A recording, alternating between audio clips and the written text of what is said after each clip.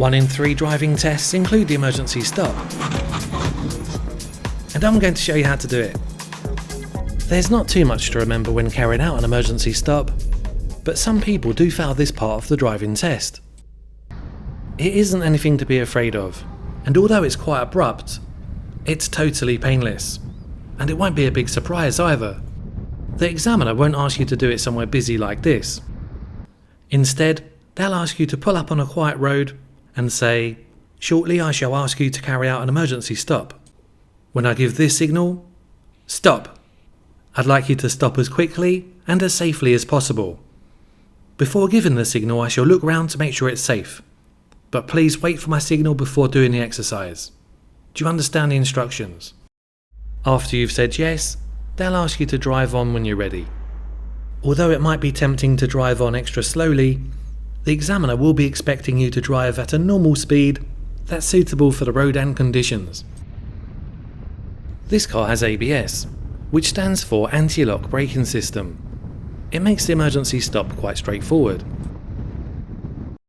All modern cars have ABS. If your car has it, you'll see an ABS warning light come on briefly when you start the car. For more information on ABS, have a look at the link in the description below.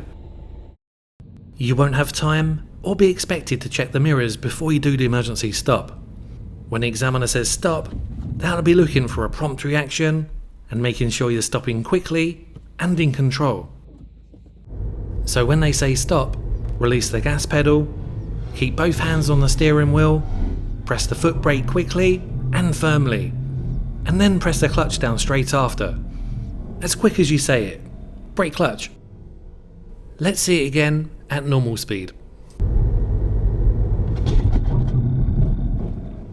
If your car has ABS and it senses that you've gone into a skid, then the brakes will pump on and off very quickly. You will feel this on the brake pedal as a pulsing feeling.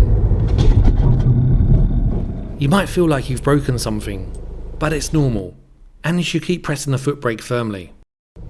After you've stopped, secure the car with the parking brake and select neutral.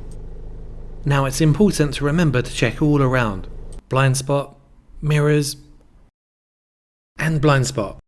The examiner will then say, "Thank you, I won't ask you to do that again. Drive on when you're ready, please." Then only drive on when it's safe. No signal needed as you're not moving off from the side of the road. And that's how you do the emergency stop. Really appreciate you watching. Please subscribe and press the thumbs up button if this video helped you at all, as it really helps us make more videos. Have a look at our website for some free learning to drive modules. They will help you save time and money. As always, keep safe on the road, and bye for now.